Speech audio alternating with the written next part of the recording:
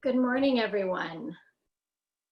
Hello, my name is Glencore Gudger, and I am the Behavioral Health Equity Consultant at the Department of Behavioral Health and Developmental Services. And thank you for joining us for this session on the everyday impact of racism, evidence, and opportunities with Dr. Joseph Williams from UVA. Let's pull up the slides here.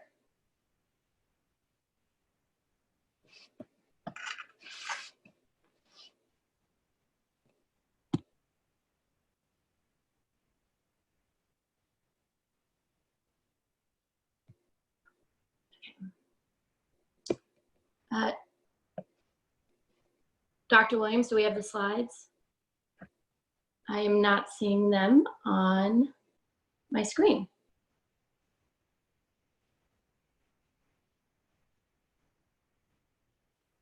Thank you so much. Thank you so much, everyone. This is our first time navigating Facebook Live and this large kind of Zoom capacity.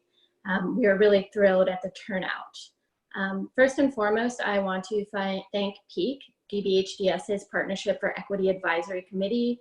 They are really the catalyst behind this training. And this has actually been in the planning for over a year. A lot of people may think that this training was an initial reaction to the events that were happening. Most recently, the protests against police brutality and the Black Lives Matter protests that we've seen. But in fact, we began putting this together in February of 2019, following our Governor Northam's yearbook photo. And we felt there was a need to begin the conversation around race and racism and what impact it had on behavioral health outcomes. So as you'll see here, DBHDS's Partnership for Equity Advisory Committee is a diverse group of individuals. We do not have a more updated or more recent picture, but they have been advising and helping us craft this training for the past few years, or a few months. Let's move on to the next slide here so I can introduce our presenter. Thank you so much. So our presenter today is Dr. Joseph Williams. He is an associate professor in the counselor education program at the University of Virginia. He is a faculty affiliate with Youth Next, the UVA Center to promote effective youth development, with the Center for Race and Public Education in the South. Prior to joining the faculty at UVA, he was an assistant professor at George Mason University. Dr. Williams earned his PhD in counselor education and supervision from the University of Iowa, his MS in clinical mental health counseling from Minnesota State University. He has over 10 years of practical experience counseling children, adolescents, and families in both school and mental health settings. His primary line of research focuses on identifying protective factors and underlying processes that contribute to the academic resilience of K-12 students of color and those from low-income backgrounds. His secondary line of interest includes anti-bias and social justice training practices for counselors, educators, and other helping professionals, including law enforcement officers. Dr. Williams has published numerous scholarly articles and book chapters in this area. In 2019, he started Affirm Consulting, LLC, to provide comprehensive diversity, equity, and inclusion trainings and workshops to K-12 school districts, community organizations, businesses, associations, and colleges and universities all across the nations. His presentations are interactive, challenging, informative, and practical. We do look forward to that very much, having that opportunity to do that today with Dr. Williams. But before we start, I want to remind our participants of a few things. First is we cannot see you, and you will be muted the whole time. So there is nothing to worry about with the camera. If your camera isn't working or you feel like your video isn't popping up, that is normal. There will be no way to speak with us, so you will be muted for the whole presentation. This event will be recorded, and we do hope to share it out at a later day. Next, we will be taking questions. There is a Q&A function on Zoom that we prefer that you use. If you see it, it has a little Q&A box. So if you have a question, would you pop it in there? That would be the most effective way for us to get to your question. However, we will not be answering questions until the very end of this presentation. And then if you have any technical issues, you should meet us in the chat box. That's a separate function, and hopefully we can help address those there. And then finally, at the end of this presentation, we have put together a brief survey on SurveyMonkey, and I'm going to send out a link in the chat box, and I'd appreciate if you stayed around and completed that for us. So thanks so much, and I'm going to pass the mic over to Dr. Williams.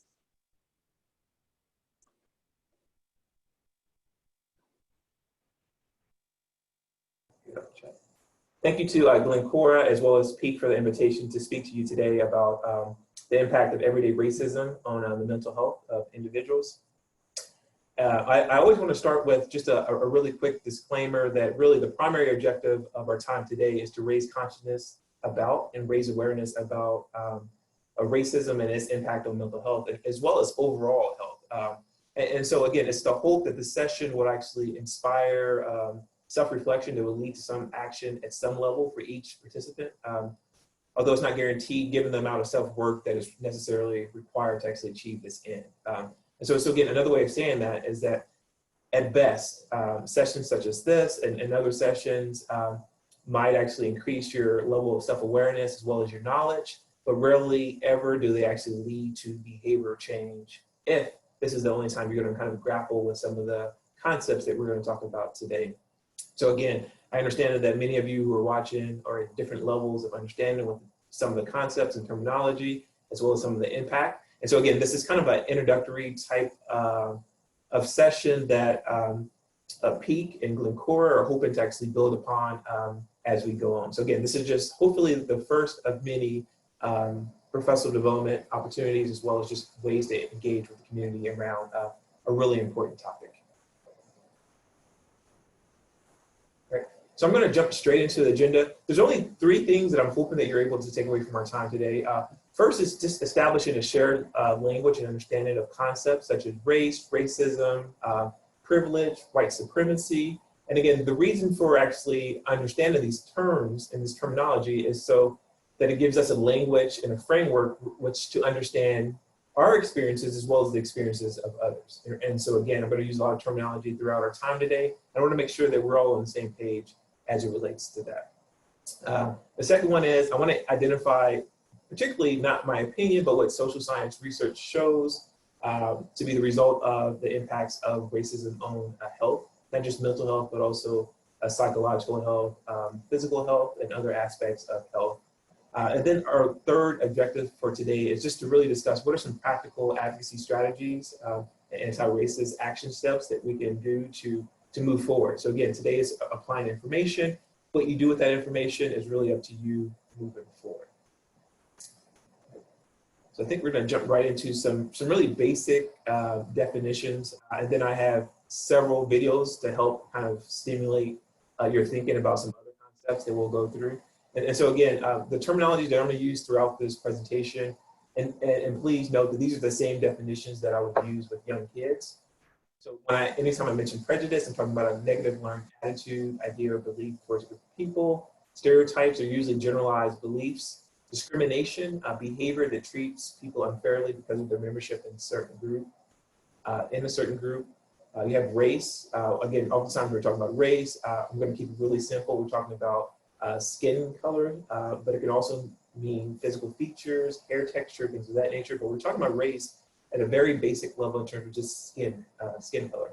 And then racial bias, right, which is really those hidden, or sometimes not so hidden, prejudices and stereotypes that we hold towards others that we may be aware of or unaware of, right? And so again, these are some of the quick terminologies that we're going to use. And then we're going to, in jump into some more formal terminology just so that everyone's really on the same page, as well as so that you understand what people are talking about when you read news reports, blogs, and other information that kind of talks about some of the racial tension and the climate that's actually going on. All right, so let me go to our first definition, which is something that you hear a lot or you might see a lot in social media as well as other platforms, is BIPOC, biopic, some people pronounce it as, but what it stands for is Black, Indigenous, and People of Color, right? And so again, it's used by some to really highlight the unique relationship to whiteness that Indigenous and Black or African American people have, which shapes our experiences of and relations to, white supremacy, which we'll get to in a little bit. And so again, one of the reasons you see terminology like this out there in social media, as well as in some of the literature now they're starting to develop, is because again, it's about considering how each individual or each community is impacted differently by experiences of racism, right? So again, another way of remixing that is to say, thinking about how different communities, Black, Latinx, Asian, Indigenous, how again, we're social, or we're structured or situated a little bit differently on a racial hierarchy within the United States, right? So again, when you blend everyone together, such as, racism impacts people of color, that's true. But one of the things that we're looking at is how does it impact certain groups, right? So again, it's not to create any type of hierarchy of oppression or who actually has it worse, but it's to say that, each group under that large umbrella of people of color actually experience racism differently, right? Not only with the frequency, but also severity. And so how do we actually move away from lumping everyone together and actually having a conversation about how racism impacts Blacks, or how racism impacts Indigenous people, how racism impacts Asian Americans, right? And so again, trying to think about how do we tease that out so we have a better understanding of the impacts of racism. And so again, your use of this terminology is really depends upon you. Oftentimes, my rule of thumb for my own personal self is if I'm talking about whites versus non-whites, I may just use people of color. If I'm talking about, how the importance of actually addressing, for instance, police brutality, I probably would refrain from saying the importance of addressing police brutality on people of color, and I would just say the importance of addressing police brutality as it relates to Black individuals or to Black lives. And so I can be very specific because there is power in actually naming the group that's actually being oppressed, as well as the impacts of oppression. So again, when you see this terminology, again, at its very core, it's about saying that, all forms of oppression don't have the same weight, right? And so again, they produce different outcomes and different levels of suffering. So it's important for us to actually really make those distinctions moving forward. Right. The next concept of terminology that we're actually going to get into is kind of defining racism, and then we'll have some discussions around that. And so I'm going to show a really quick video, which is about 4 to 5 minutes for you all to listen to, and then we'll do some really quick, I'll give you some really quick discussion points. And again, the purpose of this is just to really, again, ground us in some standard definitions of some of this terminology so that we have a better, not only framework, but language to kind of communicate and express these things. I've got a challenge for you. Try talking about racism with your friends, family, or coworkers, and get ready to watch people squirm.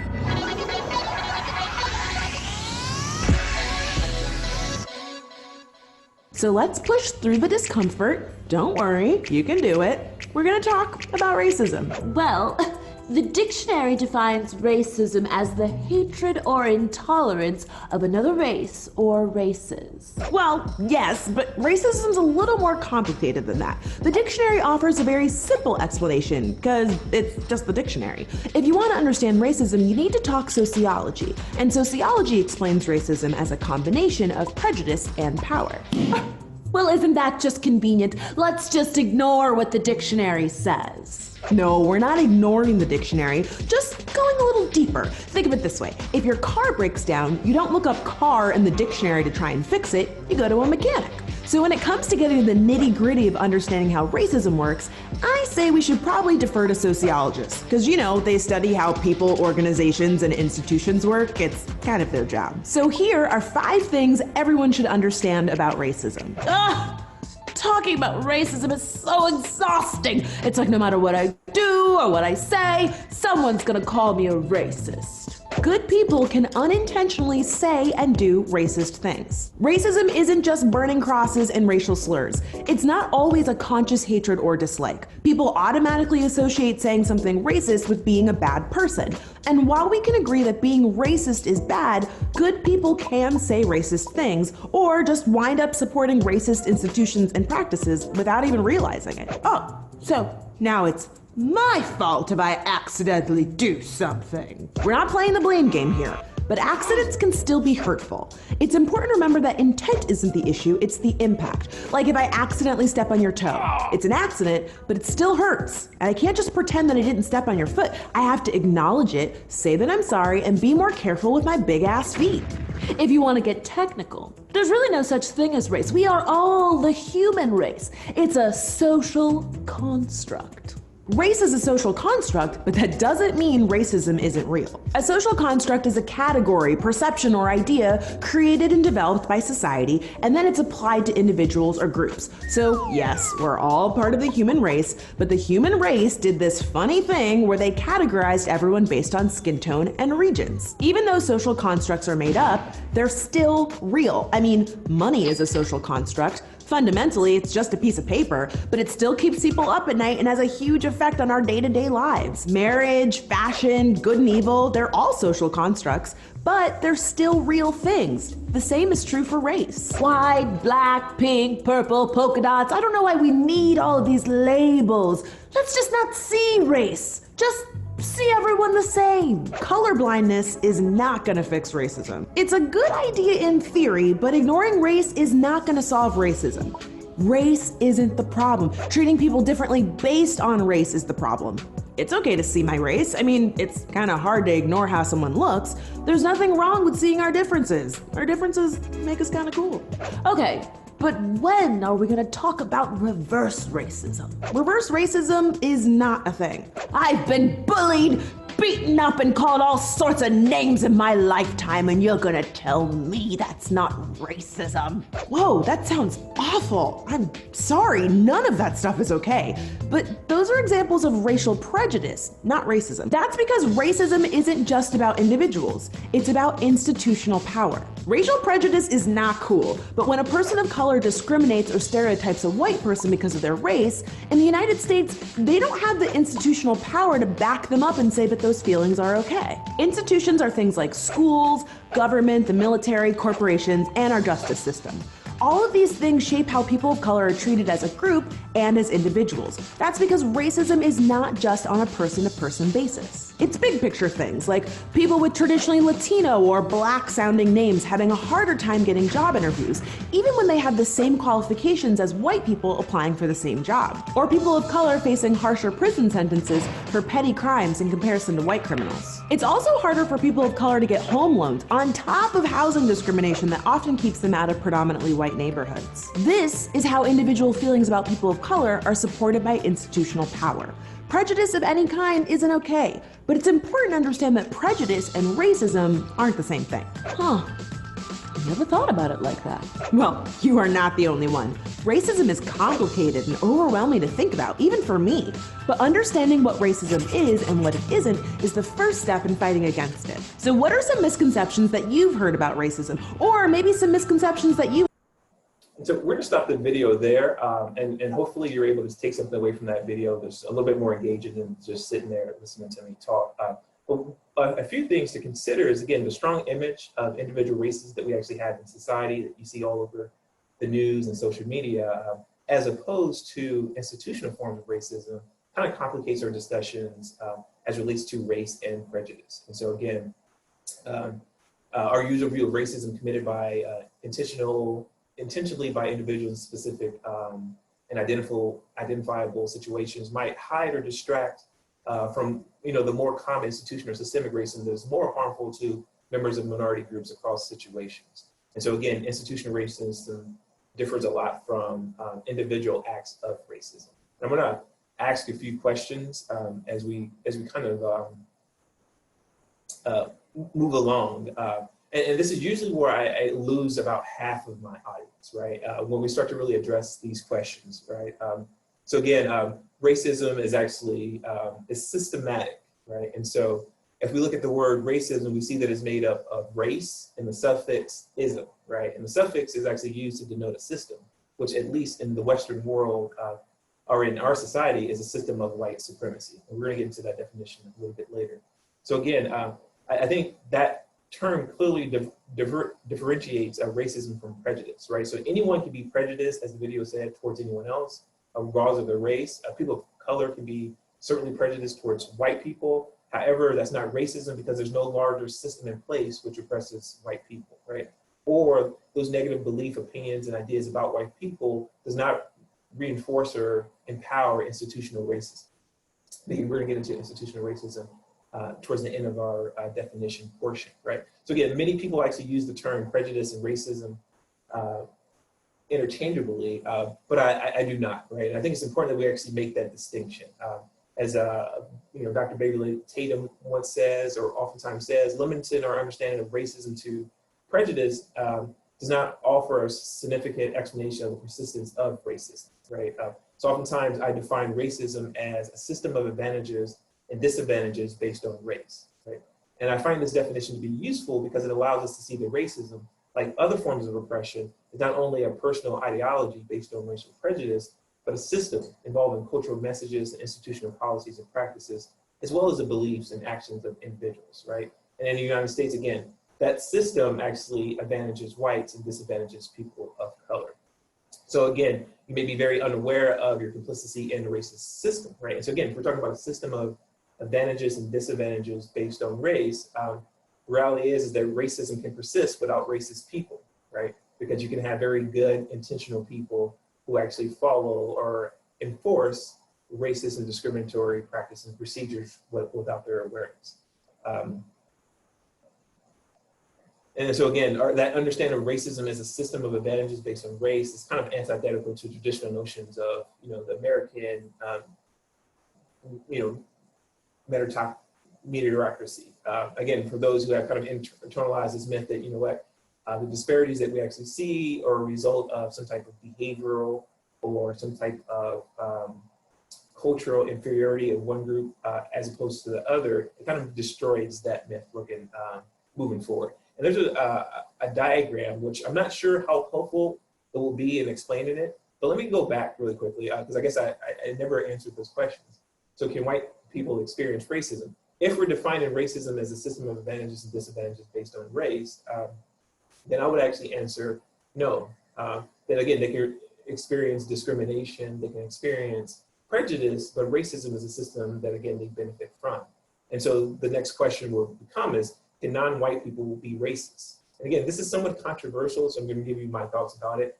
If we stay with that definition, then if racism is a system of advantages that benefit certain racial groups and disadvantage others, and within, again, the Western context, that group that's been benefited or those who self-identify or perceive to be white, then again, if people of color don't stand to benefit from such a system, then I would say that, non-white people, people of color, Black, Indigenous, Asians, they can be prejudicial, they can be discriminatory, but they can't be racist.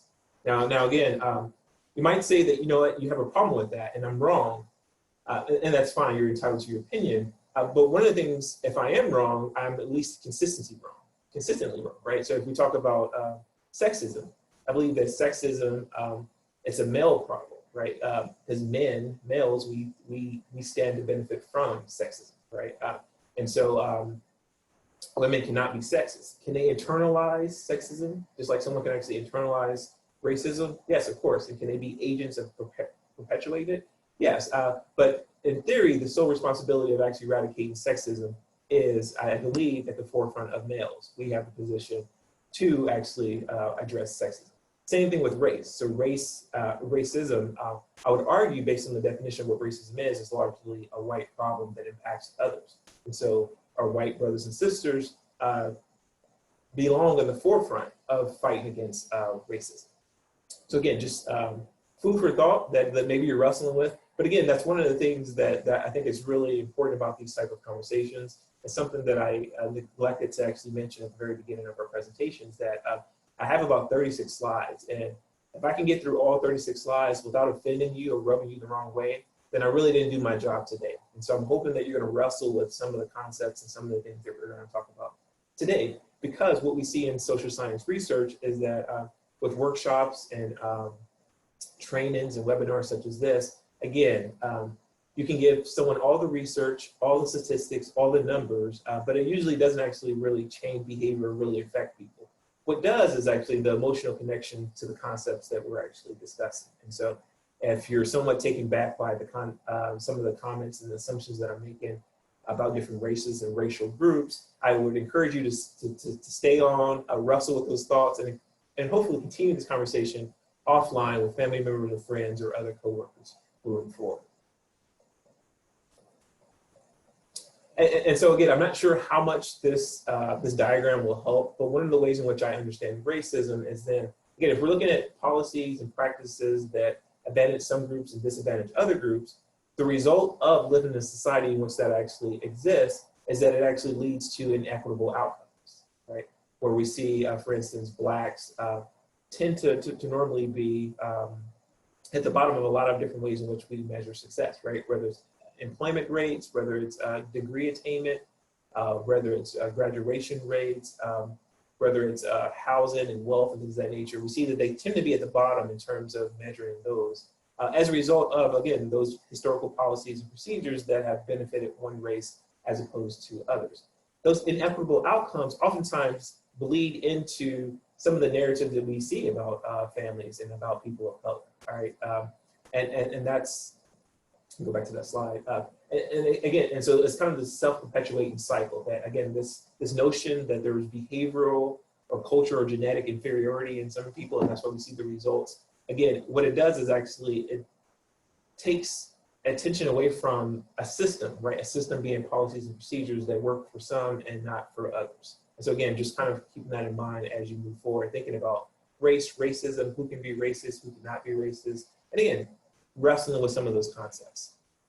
I think a really good segue into another a piece of definitions I think is really important as we're talking about racism and mental health, is thinking about what privilege is, and particularly white privilege is. And so again, I'm gonna pause from talking for a second just to give you a break, as well as to allow you to see just another quick video of looking at privilege explained. And then again, we'll have some conversation. And I think there's only 2 or 3 more terminologies that we're gonna get in before we kind of really start to tackle what this looks like in terms of how people are impacted by race and racism and different forms of privilege.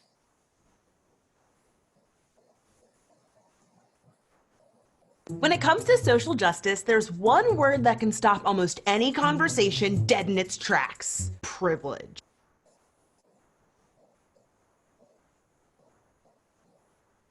When it comes to social justice, there's one word that can stop almost any conversation dead in its tracks: privilege.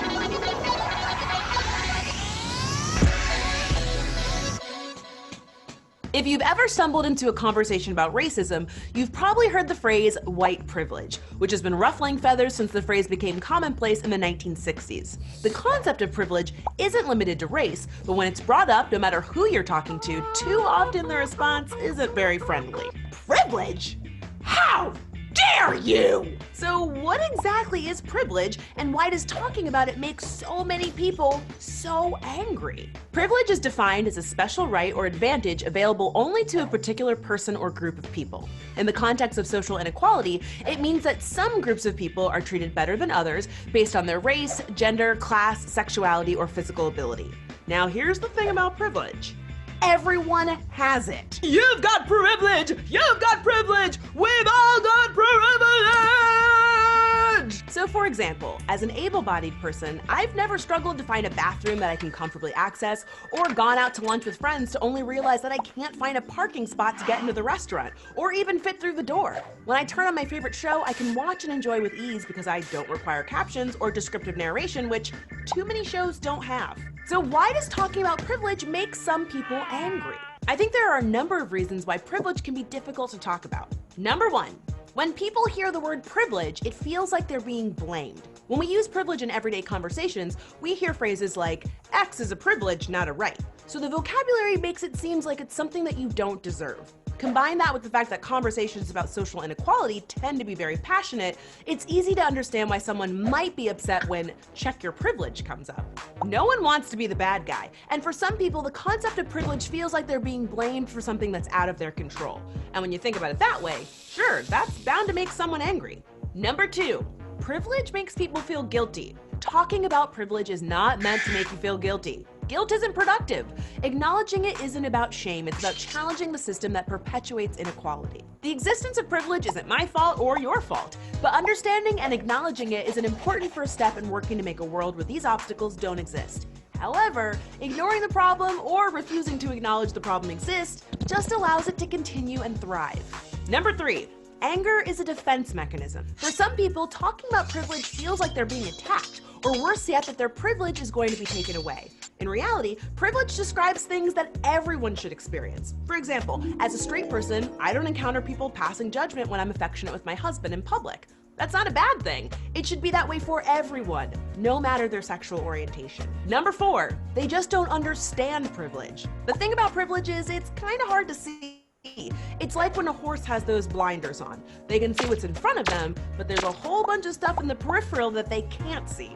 As wonderful as it would be for everyone to be treated fairly and equal no matter who they are, that's just not the world we live in. Privilege doesn't mean you're rich, a bad person, have had everything handed to you, or have never had challenges or struggles. It just means that there are some challenges and struggles that you won't experience because of who you are. So when you've lived your whole life with something, it's hard to understand what it's like for those without. Now, it's impossible for me to guarantee that every time privilege is brought up, it's justified, or that everyone talks about these issues in a responsible way that's free of name-calling or personal attacks.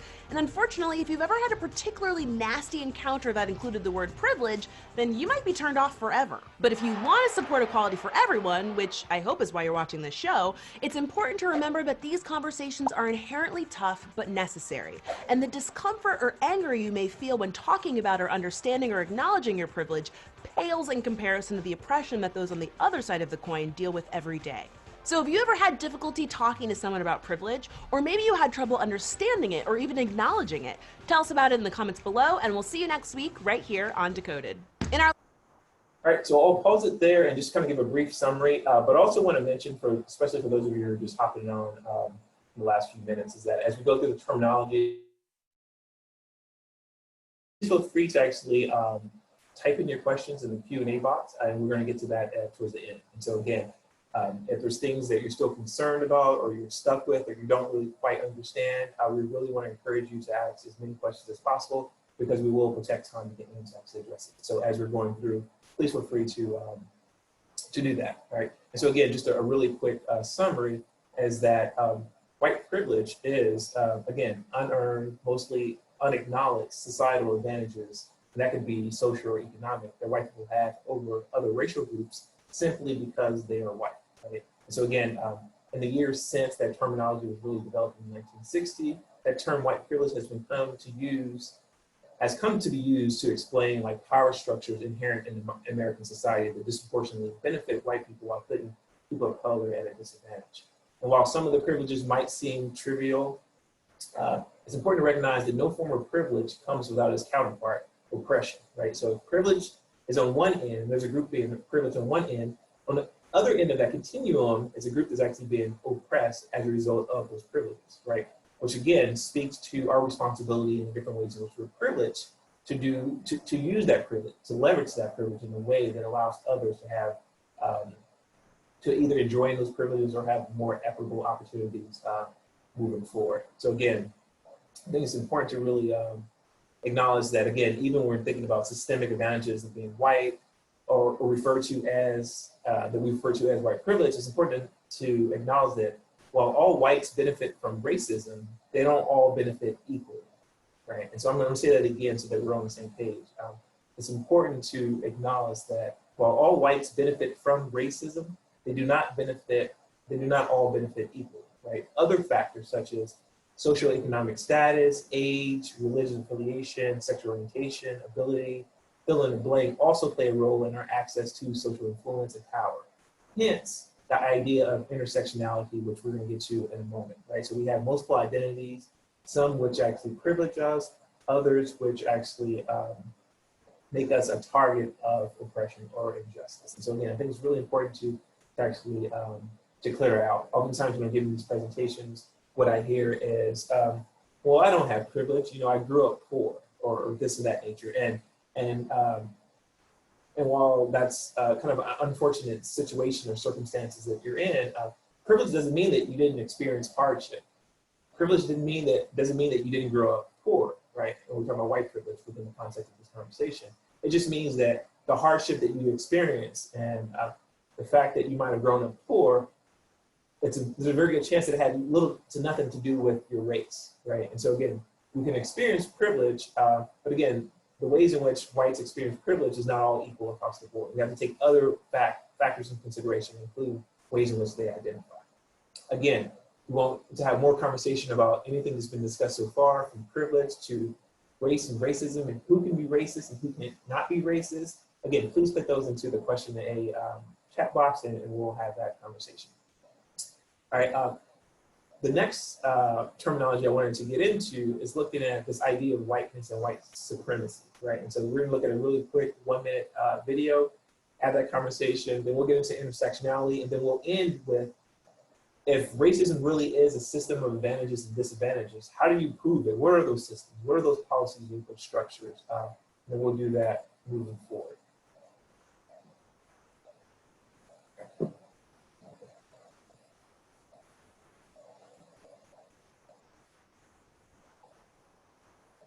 What's the difference between whiteness and white supremacy? White supremacy is a system that says that white people are the norm, are normative, are worth more, and are valued at the expense of others. And we think about a culture that idea spawns, that is whiteness. And then we think about white people as people who benefit from the system of white supremacy, whether they participate in it actively or not.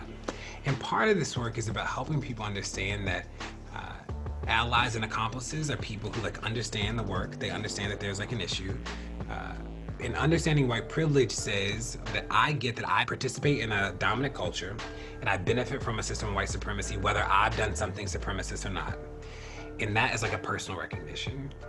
We want people to take that personal recognition a step further and say, what are the systemic things that actually create this privilege in the first place? And we want them to fight at that level. That's what accomplices do. But I wanted to, I tweet a lot this phrase, watch whiteness work. So if you were to just summarize in a sentence, what is your message to the white community and white people? White people got to organize themselves, have to join solidarity work with people of color, and have to use personal experiences to think about how systems allow privilege to manifest at the personal level. All right, so I'll pause the video there. And again, one of the things that I'm hoping that you see is that when we're talking about race and racism, it's impossible to not talk about whiteness and white supremacy. So again, what we're doing now is just having a discussion of terminology. But this isn't placing blame or guilt or trying to prove that every white person is racist or anything of that nature. But it's saying that, you know what, we have to have these conversations. And it can be very uncomfortable, especially if you self-identify with a racial group that's not used to being defined or described by your race. And so again, I hope that you continue to kind of push through some of the discomfort of what we're actually talking about. So when we hear about white supremacy, oftentimes what comes to mind is the swastika and neo-Nazi signs and the group that was protesting right here where I am in Charlottesville, Virginia in 2017. So that usually comes in mind. But I want to push you to kind of think a little bit more for some of you in terms of what white supremacy is. And as you mentioned, or as was mentioned in the video, it can be considered a form of cultural racism or cultural imperialism, where it describes really a dominant group defining what's normal, what's real, what's correct, in addition to misrepresentation or devaluing marginalized groups, their cultural practices, language, and historical context, right? And so again, we see this with cultural images and messages that affirm, that assume superiority of whites and assume inferiority of people of color. And Beverly Tatum oftentimes says it's like smog in the air as it relates to racism or white supremacy, right? That sometimes it's so thick, it's visible. Other times it's less apparent, but always day in and day out, we're breathing it in, right? If we live in a smoggy place, how do we avoid breathing the air, right? And we can actually think about that a little bit differently. If we live in a racialized society where there's a racial hierarchy, that puts whites as the dominant group within that hierarchy, how do we live in a racialized society and not actually internalize some of those thoughts and beliefs, right? And so again, even if you're a person of color, you can actually internalize some of that, and you have to work through that as well, right? So again, if whiteness is the default standard in which the background, which other groups are kind of compared, contrast, and made more visible. And oftentimes you see this even with young kids, right? I have 3 kids at home, 4, 6, and 9. And again, one of the things that we oftentimes we wrestle with is our kids who are young who want to have white skin, or who want to have wiggly hair, or who want to have blue eyes.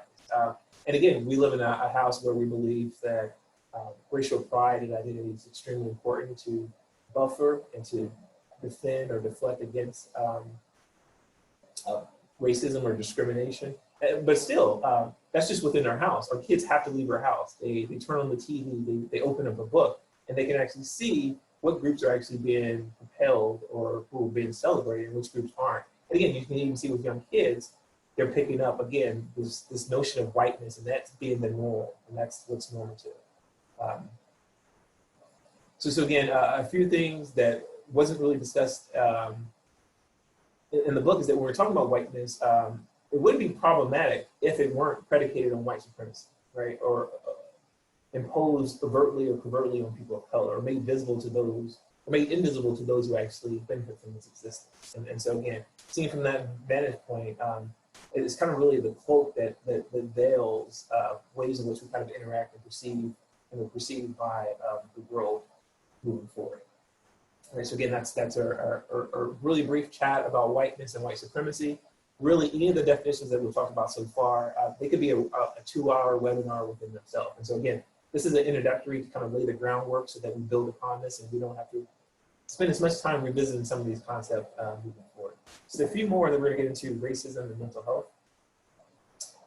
Something else that you might have seen, or you might see a lot in the literature as well as in social media, is this term anti-Blackness. And so again, as you see on your slides, anti-Blackness is really the personal, cultural, social, legal, structural attacks on people who are called Black, right? So not just those who self-identify, but those who are perceived to be Black, right? So it's really based on an inherent kind of assumption of the inferiority or primitivity of Africa, its people or nearest descents. And so again, it's a name for the specific kind of racial prejudice, racism, discrimination, violence directed towards Black people. That are kind of similar to when we talk about the terminology of Black, Indigenous, and people of color. We're talking about anti-Blackness. We're talking about a form of racism that's predominantly directed towards Blacks, right? And so really that concept of anti-Blackness pushes back against the idea that all racial and ethnic minority groups have the same lived experience and should be kind of shoved under the single umbrella of people of color. So again, I want to be very clear that all kinds of racism are deplorable, right? But I think it's still worth carving out clearer definitions of the kind of racism that disproportionately affects certain groups, like anti-Black racism, right? And again, anti-Black racism is predictable outcome of the ideology of white supremacy, right? That's so deeply ingrained within our country. And this is really the reality that within the system we have inherited, white supremacy, human lives are often stratified, right? So put more simply, our racial hierarchy places white people at the top, Black people at the bottom, right? And non-Black somewhere in between.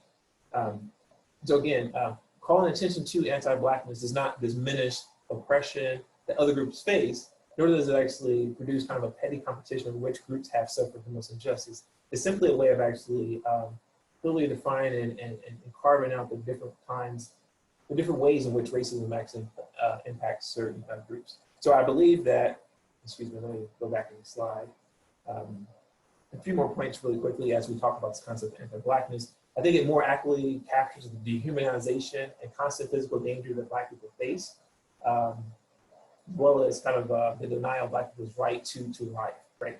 So if we think about George Floyd's video, we think about the officer who kneeled on his neck for, I believe it was 8 minutes and 46 seconds, casually with his hand in his pocket. We're talking about this dehumanization, right? The same dehumanization, that same narrative, that same belief that justified slavery or enslaving Africans, right? That how do you sleep at night owning another human?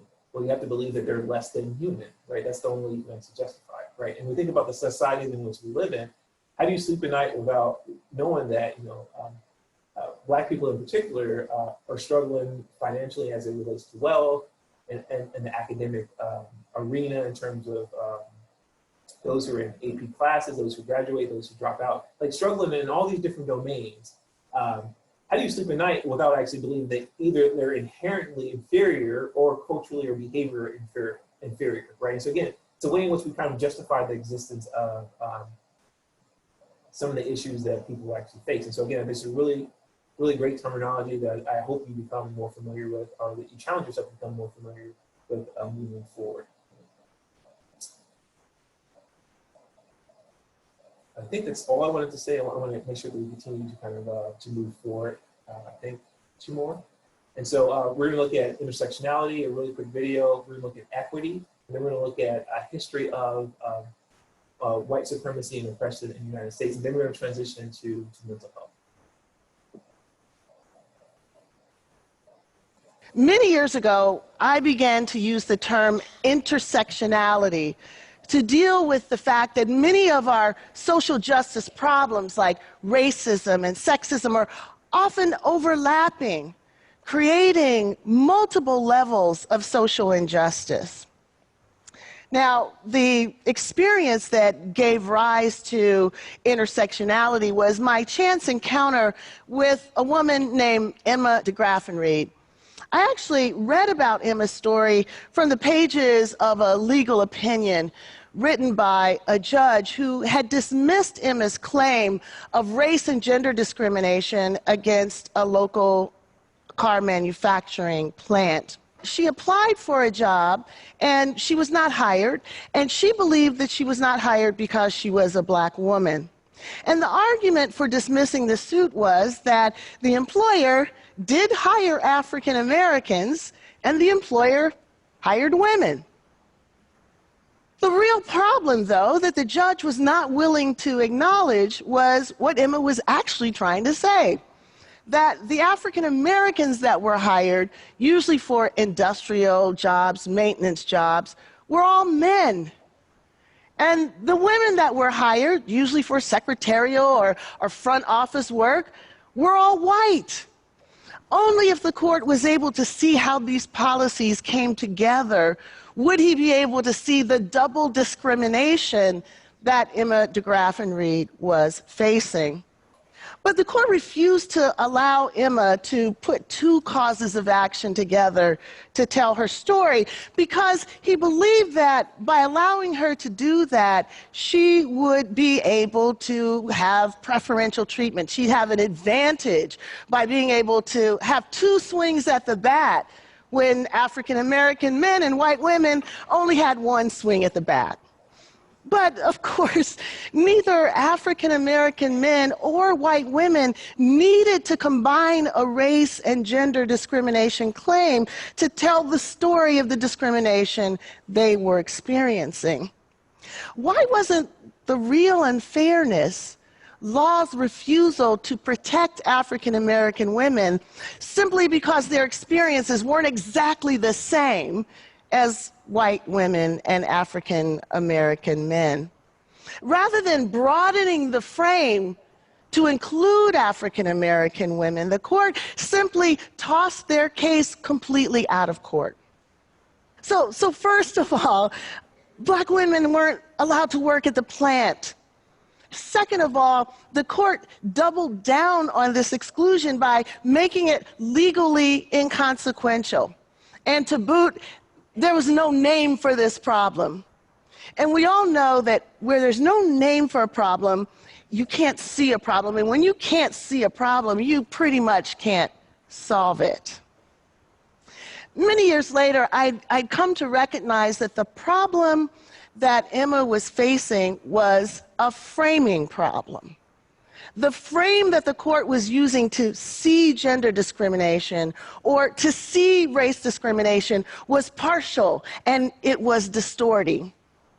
For me, the challenge that I faced was trying to figure out whether there was an alternative narrative, a prism that would allow us to see Emma's dilemma, a prism that would allow us to rescue her from the cracks in the law that would allow judges to see her story.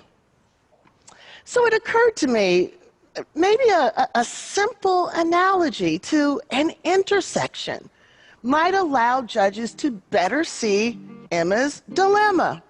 So if we think about this intersection, the roads to the intersection would be the way that the workforce was structured by race and by gender. And then the traffic in those roads would be the hiring policies and the other practices that ran through those roads. Now, because Emma was both Black and female, she was positioned precisely where those roads overlapped, experiencing the simultaneous impact of the company's gender and race traffic.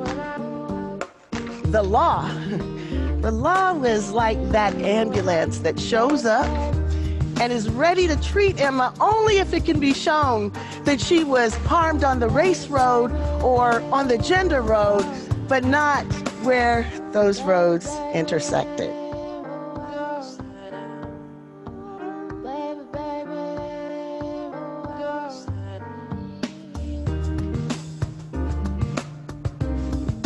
Heterosexism, transphobia, xenophobia, ableism, all of these social dynamics come together and create challenges that are sometimes quite unique. All right, so I'm going to pause that video there and just do a really brief summary. I think Dr. Pinchot actually does a really great job of explaining intersectionality. But again, when we're using that term, we're referring to the reality that we all have multiple identities that intersect to make us who we are. It gives us a way to talk about oppressions and privileges that overlap and reinforce each other. Right? So again, life isn't the same for everyone, even for people who share the same identity characteristics or situations. Right? So for instance, poverty impacts people across the board. Right? And the risks associated with poverty can be somewhat of a hard battle, right? A hard battle uphill, right? So poverty impacts all who live in it, right? But then you add poverty and you add race, right? So those who are Black or who are brown and who live in poverty have certain challenges that those who self-identify as white and live in poverty don't have to actually experience. So whether it's they're more likely to get a job, even if that job is they're underpaid or other scenarios. And so again, just thinking about the ways in which oppression kind of compounds and makes it more complex for certain groups. So oftentimes you hear scenarios of, you know what, class is the issue and it's the only thing we should be focusing on, and some of our support, some of the things that we do should be really built around addressing like class issues. And I think that's great, but I think you don't want to overlook some of the other ways in which people identify that they actually also might be, it might work against them, such as class and race, or class, race, and gender. So again, it gives us really, having that intersectional lens gives us a better opportunity to understand why and to change the institutions that help and harm us based on who we are. All right, thanks for bearing with me. We have, I believe, 2 more definitions. Then we'll get into, again, what does all this mean as it relates to race. And so the next slide is thinking about equality versus equity. And this is one of the things that are really important, especially as we think about how do we actually address this on a more systems level. And so oftentimes this picture that you actually see is probably one of the more popular common pictures that you see in social media and in other presentations that try to give you a distinguish between equity and equality. But actually, this is one of those pictures that I actually have a pretty big problem, right? Because as you look at it, the thing that screams out to me is that the kid on the far right, under what's fair, right? So equality is equal, equity is about fairness. Another way of remixing that is that equality is about sameness, equity is about fairness. And so you see that this kid on the far right has multiple boxes because he's small. And so if you're looking at this picture, one of the things that you have to ask yourself is, okay, why are we penalizing the kid who's actually taller, right? Why doesn't he get extra boxes? Is it just because he's tall? And oftentimes this is like a similar conversation that we have with think about equity initiatives such as affirmative action. Why should the kid who's tall be penalized because he's tall, right? Because genetically he's superior. If we're going to talk about like size, at least how we think about size in the Western hemisphere, superior. Why should he be penalized by that, right? So again, you can say that genetically, you can say it behaviorally or culturally. And so there's a really issue with this, unless you believe in a more like socialist ideology, then there's a lot of inherent problems with this image. What I like to think about in ways in which I like to actually explain equity is really with the next slide. That, you know what, all the people, all the participants are equal, right? Inherently equal, right? In size and in other ways. But what's different is their place or their positionality, right? Where they are, right? So some are starting at a higher place that gives them more advantage. Others are starting at a lower place, right? So I think it's important that when we talk about equality and equity, that we contextualize it so that affirmative action doesn't look like reverse racism, which doesn't exist, right? But affirmative action, why it may be a short-term solution, is about acknowledging that some people had an unfair start or unfair advantages. Affirmative action tries to actually level the playing field. So it's saying that, you know what, when we're talking about equity, is that everyone should have the same equitable outcomes, right? But the means in which we use to help some meet those outcomes or those goals is going to differ based on people and their situations that they're in. And so again, this is usually, again, another sticking point where people are really kind of get into like, you know, we're just making things up.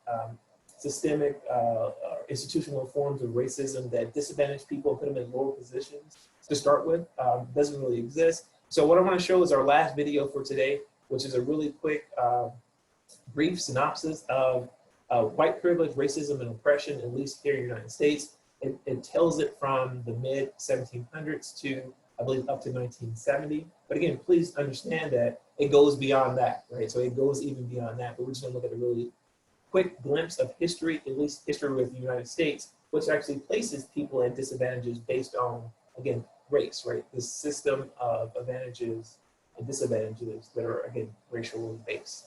So again, our last video for today, and then we're gonna get into looking at the mental health aspects, and then the so what can you do, and then we're gonna do our Q&A. So I'm hoping that if anything, the terminology or the time we've spent looking at terminology has been somewhat helpful to actually clearly look at the issue, or at least have things to wrestle with so the conversation doesn't die out after this webinar actually concludes. So our last video, post that. Never underestimate the power of the people when they understand the message. Never underestimate that. I think that this is something that can be done quite quickly. I think it's something that can be done rather efficiently. It's just going to require a large enough parade. It's going to require a large enough people to understand the core concepts. And that's the real work that we have to do right now, is hit that critical tipping point, which is probably around 20 or 30% of the voting populace actually understanding the issue. And a big part of the issue when creating a multiracial, multi-ethnic democracy movement is an understanding of how race and racism were constructed in the United States through law, and how those laws informed our culture in much the same way those corporate rights have been constructed through the law to ensure rule of the wealthy minority over the majority, and how our culture reinforces and legitimizes that lack of democracy. Right from the very beginning, Article 4 of the U.S. Constitution defined people as property. You see, the authors of the Constitution were very interested in protecting their property, including slaves.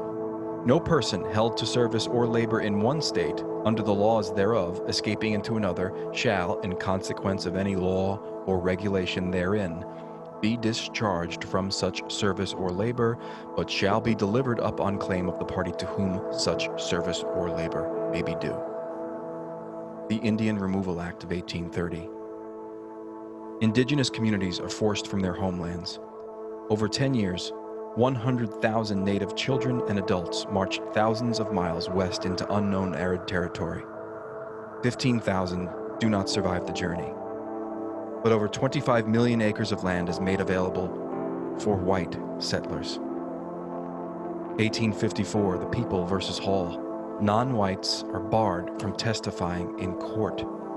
No black, mulatto, or Indian shall be allowed to give evidence in favor of or against a white man. 1857, Dred Scott versus Sanford. Free blacks are taxed, but still have no rights of citizenship granted to whites. 1862, Emancipation Proclamation in District of Columbia. Slaves are freed in D.C., but former slave owners are reimbursed for slaves given up. Whites are paid over $1 million in reparations for lost property. 1862, Homestead Act. 50 million acres of formerly indigenous land in the West, having been violently invaded by U.S. soldiers in violation of treaties, is distributed by the government at low cost to white settlers only. And 100 million acres of indigenous land are given for free to railroad developers. 1882, Chinese Exclusion Act bans immigration of both skilled and unskilled Chinese laborers. 1924, Johnson-Reed Act creates an immigration quota system based on national origin, favoring Nordics over the inferior races of Asia and Southern and Eastern Europe. 1934, in the wake of the Great Depression, the National Housing Act is implemented, creating a federal housing authority to provide loans and federal subsidies for home ownership. But the FHA mortgage underwriting standards discriminate against non-whites and investment in non-white communities through a process called redlining. 1942, an executive order forces 111,000 Japanese Americans into concentration camps. And the war on drugs declared by Richard Nixon violently targets and imprisons people of color disproportionately through today. Righteous anger can only be provoked by anger at injustice or unfairness. And so I'm going to pause it there, and hopefully for some of you, it gives a little bit more context, or a little bit more grounded into the ways in which historically, at least within the United States, we can make an argument on the global level. For the sake of argument, we're talking about within the United States, is that historically there have always been policies and procedures, written or unwritten, that have favored whites to the disadvantage of people of color. And again, if you remember our earlier conversation as it relates to privilege, again, we could remix what I just said and think about historically there have always been policies, procedures that have privileged whites to the oppression of people of color. So again, privilege doesn't exist without someone on that other end in terms of those who are actually being oppressed or denied access to rights and resources because of some of those advantages that others share. And so again, I think it really concludes our terminology section of our webinar today. Again, just some really brief terminology that kind of helps to ground us in the understanding of some of the injustices that we're seeing, as well as some of the calls to actions that you might be hearing that you may or may not be aware of. And so for many of you, I would assume that the next section is probably what would really caught your attention. So I want to give a really brief synopsis of the ways in which racism, perceived or real, actually impacts mental health. And one of the things that, as you're listening to some of the stats that I actually that I go over, that I actually spill out, I would love for you to kind of do like a self-reflection, right? Are you upset by some of the numbers that you actually hear? Does it like literally make you sick to your stomach to understand how people are actually suffering as a result of racism, right? Or maybe you're just apathetic to the results, right? Is this information new to you, right? Because we can make an argument that the information that is going to be presented in the next 5 slides, that information is not new, nor is it actually hidden. So why all of a sudden is this things that you have been unaware of, right? So these are just questions to kind of wrestle with, right? Again, really important to think about what is your reaction to this information. Again, this is one of those conversations, really what we're talking about today is it's a conversation that you really need to have face-to-face, right? Where I need to be able to read your body language. You need to be able to read my body language. We need to be able to see how we're actually being impacted by some of the concepts and terminology that's actually being used. But again, unfortunately, given the situation that we're in, this virtual platform is the best that we can do for now. So as we think about racism, right, the system of advantages and disadvantages that impact people based on race, there's different ways in which it actually can be experienced, right? It could be experienced via life events, so short or infrequent life events could have both short and long-term effects on individuals' well-being. Maybe it's chronic, right, contextual stress, right? So exposure to social, political, or institutional inequalities could place, Black, Indigenous, and people of color at a disadvantage. Maybe it's a vicarious life experiences, right? So racism, or even the perception of it, could be experienced by people vicariously, right? Just as when they hear about racially motivated attacks, and particularly focused on the individuals from the same background. So again, racism can also be experienced through kind of conversations that you overhear, the news. Again, it can, indirectly, and it may cause the same negative emotional responses, right? You have transgenerational trauma or transgenerational transmission of racism. So that's, again, looking at a historical context of an individual's racial group clarifies the dynamics that, again, the current incidents of stress related to racism. So again, it's transmittable, right? So we actually pass on it. There's a really good book, Post-Traumatic Slave Syndrome, that really talks about the transmission of trauma, race-based trauma, to generations. And there's reasons for that, which we might or may not get into. But again, as you're going through it, this slide and questions are coming in your head, please feel free to actually post them. It's totally anonymous, and so we'll try to address those towards the end of our presentation today. You have the microaggressions, which are those verbal, nonverbal, or even environmental slights that basically communicates that some aspects of a person's identity is less valued.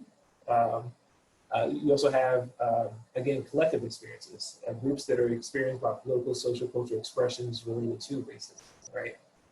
Which can include other things in terms of intersectionality. We're talking about poverty, sexuality, disability, and again, so there's a lot of different ways in which we can actually be impacted, or the way in which we experience everyday racism, which again led to the title of our workshop today. So I'm going to go over 5 slides, and then we're going to get into the practical, kind of the so what of all of this, and then we'll leave room for questions and answers.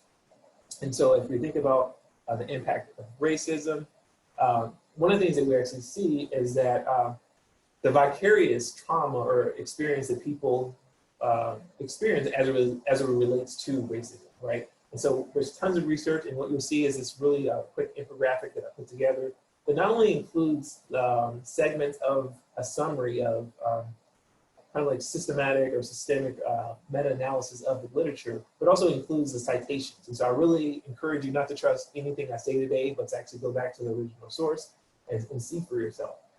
All right, so we see that, African Americans who live in states where the police have killed an unarmed Black person in the previous 3 months report increased challenges in the form of poor mental health aids. That could be anxiety, that could be depression. And we see actually the largest effects of mental health occurs within 1 to 2 months after exposure, right? So again, just living in the states where this has actually happened has a detrimental impact on mental health. And we start to see the impacts of that, again, within 1 to 2 months of the actual incident. So when we think about the extrajudicial killing of Breonna Taylor, or even George Floyd, or others, again, that was about a month ago. For some of them even sooner. So we haven't really even seen the full mental health effects of that. Again, vicariously, exposure to police killings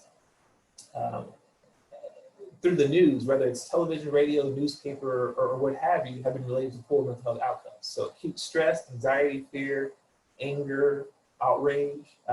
Even if we go on to the next slide and we think about, actually, let's pause. Where have we seen this before? The vicarious exposure to police killings and its negative impact on mental health. If you actually were to look at the literature and you were to look at research, you see that when Hurricane Katrina happened and 9/11 happened, those who were actually exposed to that distressing news showed the same acute stress and things of that nature. So whenever there's an event, a catastrophe, whether it's natural or man-made, you see that it actually has a vicarious impact.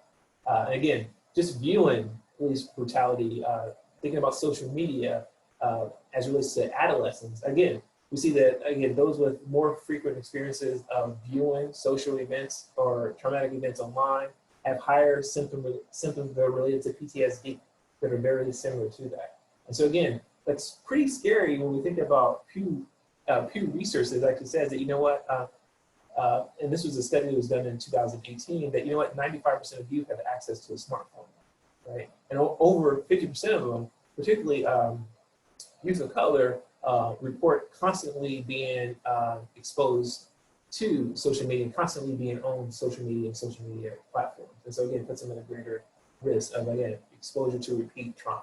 So even the act of watching it actually has a mental health impact. We're thinking about other things, such as how it actually impacts children and adolescents. Particularly, we see that kids as early as 7 years old have shown to be negatively impacted by mental health. And oftentimes this has been theorized is because kids, particularly children and adolescents, haven't developed the coping strategies yet to actually to work through that experience of actually their self-perceptions of being discriminated against based on race, or again, what they're seeing on the news or within social media, right? And so we see that among Black and Latino teens that, again, the impact of being exposed to that or having experienced that, it presents itself in risky behaviors such as substance abuse or appearing tough or impenetrable as a way of coping with danger and trying to control your environment. It also expresses itself in low self-esteem, risky sexual behaviors, and increased aggression. And so again, we see that for those who actually identified or at least have actually reported higher experiences or more experiences with racial discrimination, other forms of racial prejudice and racism, report also higher levels of, again, aggressive behavior, risky behaviors, and what have you. Again, this happens even within the educational realm, that students actually report experiencing racial discrimination by teachers a couple times a year, right? And again, this has shown to lead to lower self-esteem, lower academic performance, externalizing behaviors such as acting out, defiance, anger, and mistrust, internalizing behaviors such as depression and anxiety. So again, this is from perception. And when you look at these studies, this is anything from not being called on or not giving enough time to raise their hands, being accused of cheating, being accused of being disrespectful. So just different ways in which kids actually conceptualize being impacted by kind of racial biases of teachers.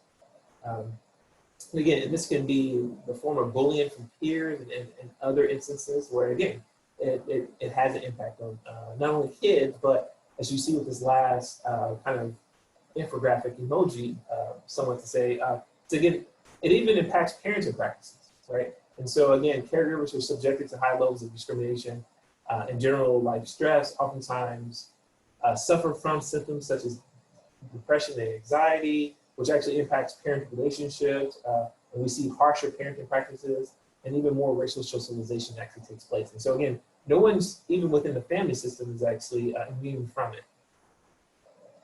Again, we can think about it in terms of health outcomes, right? That those who report higher experiences of racial discrimination, racial prejudice, racism, usually we see that it's actually significantly related to higher associations with things such as emotional and psychological distress, suicidal thoughts, similar symptoms to PTSD. So that includes like hypervigilance, depression, anger, intrusive thoughts that they can't get out of their head about the situation, about what they saw, loss of appetite. We also see sleep difficulties actually arise as a result of it.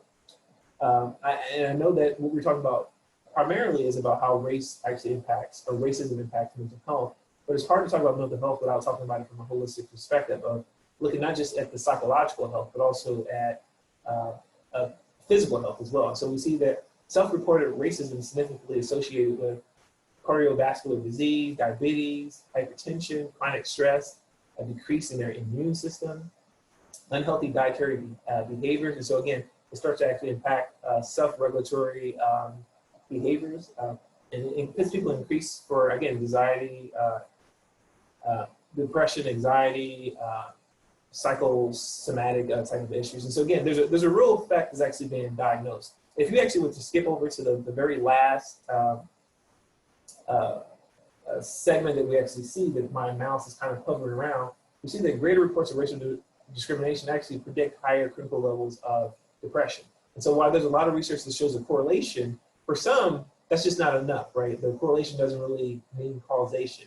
But there is actually research that shows that, you know what, depression doesn't actually predict discrimination, which actually suggests that, you know what, racial discrimination temporarily precedes depression and even anxiety, right? And so again, it's not that those who are clinically depressed are at a higher risk of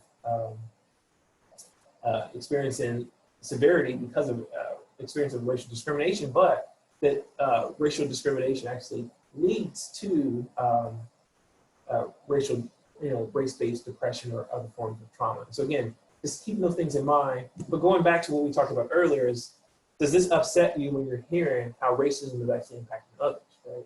Are you empathetic to you? Are you empathetic about it? Are you apathetic about it? Again, that's important things to kind of consider. I think there's just 2 more slides, and then we'll get into some practical so what strategies. But I think it's really important to kind of check how are you receiving this information, right?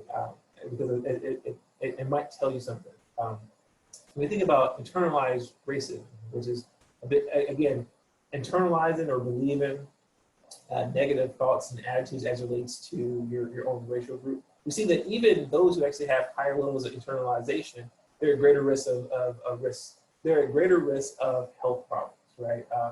Whether it's physical health in terms of the blood pressure or cardiovascular disease, or psychological health in terms of anxiety or depression. Again, the more you've internalized racism and negative views about yourself, the higher you are at risk of some of these things. Again, we see that, you know what, it actually has a long-term effect, that it could happen within the impacts of internalized racism on mental health can last from anywhere between a year to 5 years. So again, if we go to the last image of the slide, I think it's really interesting to see what research has actually shown. But again, passive responses to silence, of silence to racial discrimination that you experience or that someone else has experienced or that you've witnessed, self-blame or looking for the positive in those situations actually is actually bad for your health, right? So ignoring racism is detrimental to, again, your health. It actually relates to chronic forms of stress and anxiety, right? And so even a response of what we call a passive response of John Henryism, right? John Henryism is really an idea that you can outwork or you can outperform racism, right? So if you're in a context or environment where people believe that you're not smart because of your race, you might study more to prove them wrong, or you might work harder to prove them wrong. That's considered within the literature John Henryism. And again, we've seen that, you know what, John Henryism actually is a passive way of actually addressing racism. And actually it leads people who are actually engaging in that, right? Whether John Henryism, whether it's actually just being silent and saying nothing, it actually compounds and puts them at greater risk of experiencing negative outcomes as a result of it, right? Which begs us to really the last slide about thinking about mental health is, what are the protective factors then that helps people kind of overcome some of that, right? And so what we see in research is that a strong sense of racial or ethnic identity is a significant kind of buffer against the negative impact of racism. And so that's something to really to keep in hand. And this includes for kids who are under 10. And so when we think about racial identity development and racial pride, those aren't just like subjectively social things that are good, but it actually shows that there's a benefit, that it actually helps to buffer against the negative impacts of repression, right? So again, teens that actually have less levels of racial identity pride and a less sense of racial identity, again, tend to be more vulnerable and more at risk of actually experiencing some of those outcomes that we just mentioned in the last couple of slides. And so again, that really begs the question about, again, the curriculum that the kids are exposed to. Is it, or are people who look like them, right? And so there's a lot of different ways in which we can think about building racial identity and racial pride, which again, a strong racial identity as a Black person doesn't mean that you're anti-white or anti any other group. It means that, you know what, there's pride in yourself. And it's important to think about that within the context of white supremacy that we discussed earlier, that again, in a society, in an environment, in a space where whiteness is the norm, having a strong sense of pride if you're a person of color, it helps you buffer and navigate those different spaces. We see even participation in traditional activities, whether it's spirituality, such as praying, or seeking support, whether it's from a social or from a religious family or structure, having personal traits such as resilience and hardiness, high self-esteem, also help buffer the impacts of racism on individuals. So again, it really bleeds into what's some of the work that we should be doing. So this as a clinical mental health counselor, and I believe probably the largest audience here today who's listening, at least right now live, is probably from the Department of Behavioral Health. So they're clinicians who are actually out in the field. What does it say about our work with actually how do we broach race? How do we broach racism? Right? How do we help our clients build positive racial self-identities? And we know that it's actually a protective factor, right? How do we build support structures and spaces where they're safe and they can actually process and have those conversations? Other research says that racial socialization, having explicit conversations about race and racism is really important as it relates to our own health as adults, but also the work that we actually do with children. So it's really important. Again, there's a really cool article about that that's cited right at the bottom. But again, this is somewhat of a pattern that wasn't necessarily predetermined. We look at the last slide. I find it very interesting that research actually shows, and tons of research, as early as 1996, and actually Enrique Nebula, some of his work in 2018 actually shows that, you know what, active, expressive responses to racism, including protests, including seeking social support, including doing things to try to change the experiences that people actually have, is a buffer against the detrimental impact of racism on mental health as well as overall health. And so keeping quiet, ignoring racism have been found to actually kind of compound and lead to negative mental health outcomes with people. And so another way of kind of remixing that is that when you see protests on the news and things of that nature, that's actually, there's a therapeutic element to that, right? The people who are actually actively engaged against different forms of racism, especially those who are actually experiencing it, actually tend to actually be more healthy, tend to actually be able to actually buffer some of the negative impacts. And so again, it just talks about how an active response and not silence is a more healthy way of actually dealing with some of the injustices that we see, particularly within the context of this conversation, racism. And so that was a lot. I know I went over kind of a lot of literature over a time span within 5 slides, but again, you will have access to these slides as well as to the references. And again, as the questions start to arise, please feel free to throw those into the Q&A box so that we can kind of get into some of those questions moving forward. So I'm gonna spend the next 10 to 15 minutes thinking about what are the next steps to address some of this. If you were one of those who were particularly upset, offended, or off-put by looking at the harsh impact racism has on people of color, again, what are some next steps? What are some things you can do as we're go with and kind of conclude our time together? And so just a couple of slides I want to talk about. One is kind of generally speaking what you can actually do. Another one is thinking about those of you who are working within healthcare, actual steps you can take in terms of advocacy. But I think even that slide actually, those slides actually relate to or actually work with others, right? And so when we think about next steps, one of the things we have to think about is what are some of the work we need to do towards being anti-racist, right? And so Adam Ibram kind of created this, and this is actually based on the COVID-19 model that they flipped as relates to becoming anti-racist. And I think it's a really good starting point, but just that a starting point for thinking about what are some of the things you can do to actually address it. So you see that those in the fear zone might be those, and that includes some of you who may be on this webinar, who kind of deny that racism is a problem, or you want to actually just reduce racism to individual acts and ignore the systemic factors, right? The policies and practices that actually lead to inequitable outcomes, right? Or maybe you want to avoid questions about privilege or your own privilege. Maybe your strive is to be comfortable. Oftentimes people say that, you know what, I don't want to have these conversations because I'm uncomfortable, which means I'm unsafe. You know what, I usually push back on that idea that you can be extremely uncomfortable and extremely safe at the same time, right? And so again, if you're in that, think about what are some things you need to do to kind of move into the next level, which is the learning zone, right? How do you educate yourself about racism and structural racism? How do you educate yourself about your own biases, right? Implicit association test is one of the instruments that I recommend to actually do that. Do you listen to others who look and think differently from you as it relates to these issues, right? Thinking about what are some of the questions or the conversations that make you uncomfortable, right? What are some of the things that I've said today that have made you uncomfortable? And why do you think that is? Where does it stem from? And we know usually anytime your worldview is actually being disrupted, it's an uncomfortable experience, right? Because oftentimes our worldview is informed by our family. It's informed by our spiritual or religious beliefs. It's informed by our friends and those near to our heart.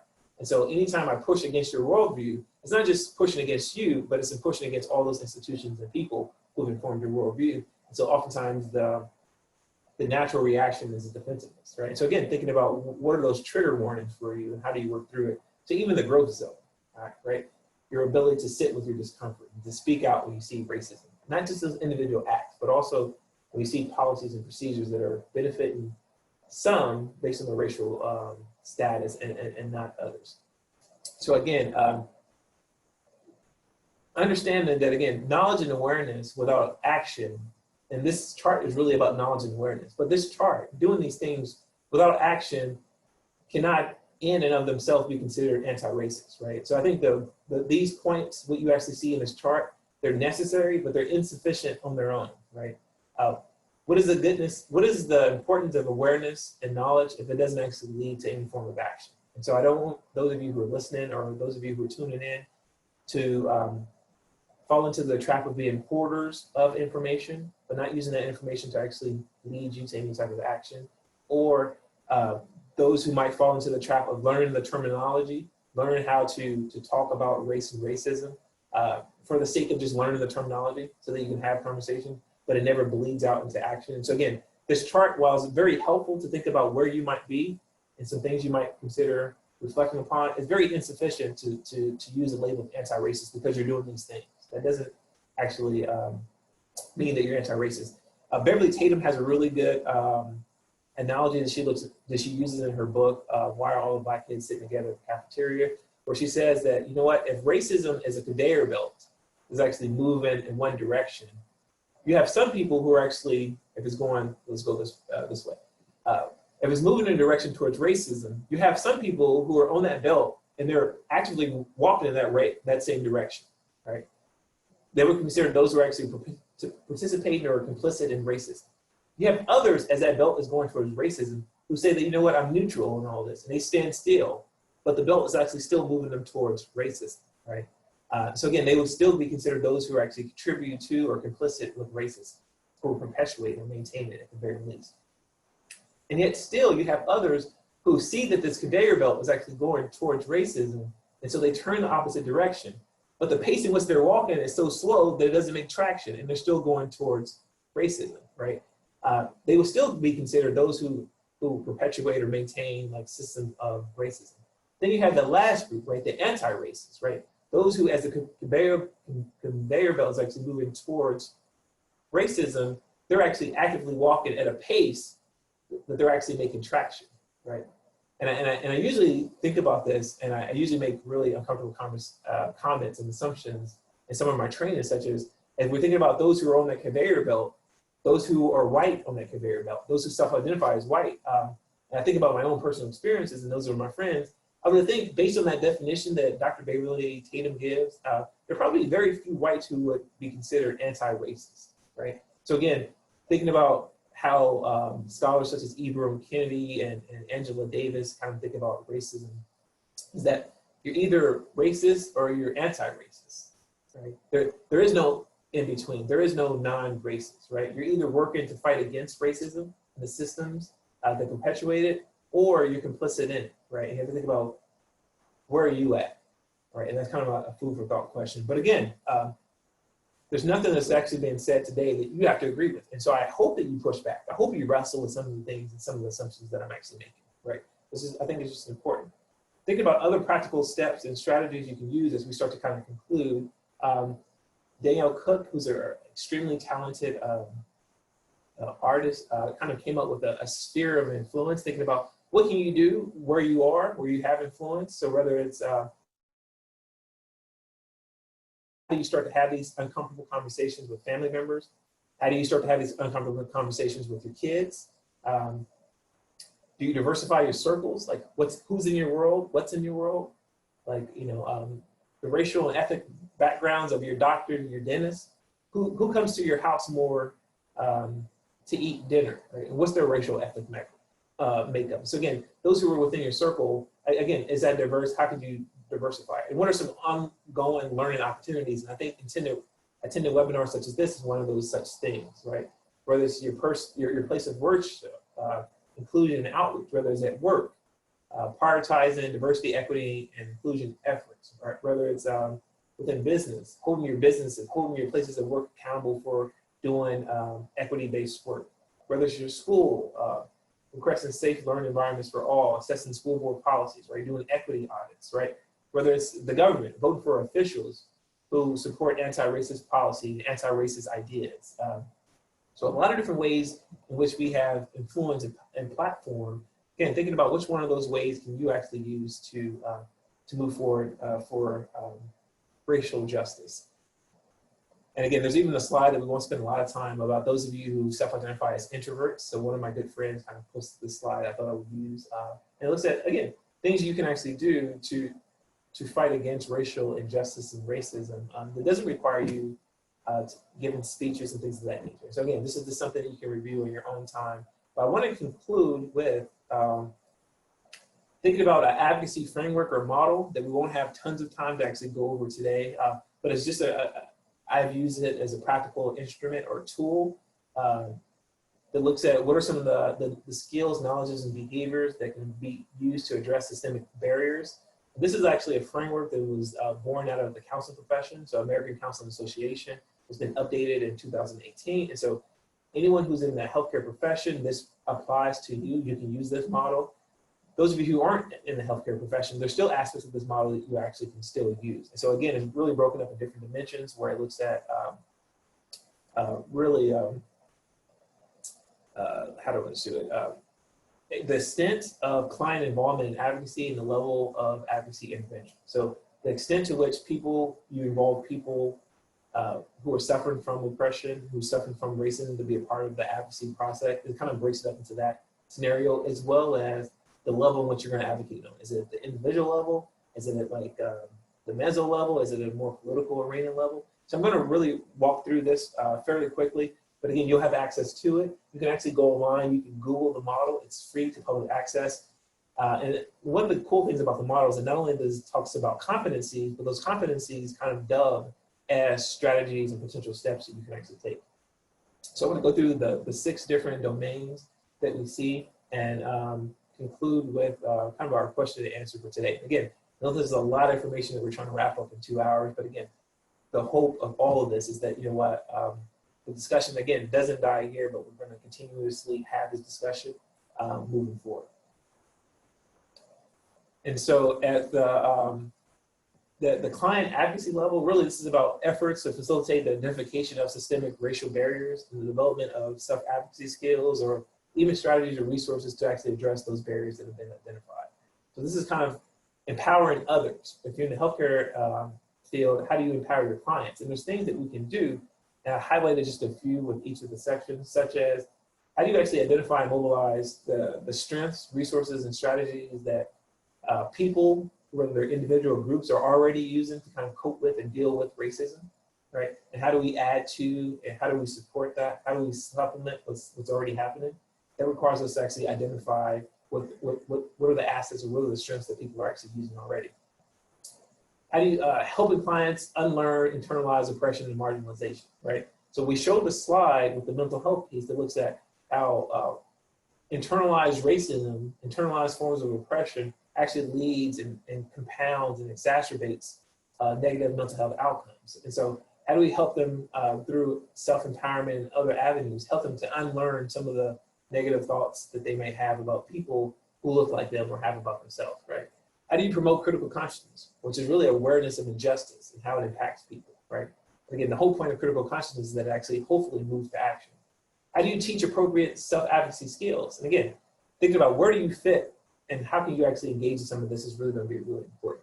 How do you recognize your own social identity, right? So whether you're a practitioner, whether you're a police officer, whether you're a teacher, think about your own social identity, your own power, your own privilege, and how that might work for you as well as work against you, right? How do you help others identify barriers is important as we think about empowerment. The part of why you see so many, I think, themes around helping to identify the problems, because what you want to do is actually help individuals actually locate the problem outside of themselves, so that they don't blame the culture or the behavior of Black people, for example, as leading to some of the things that we see, right? So a really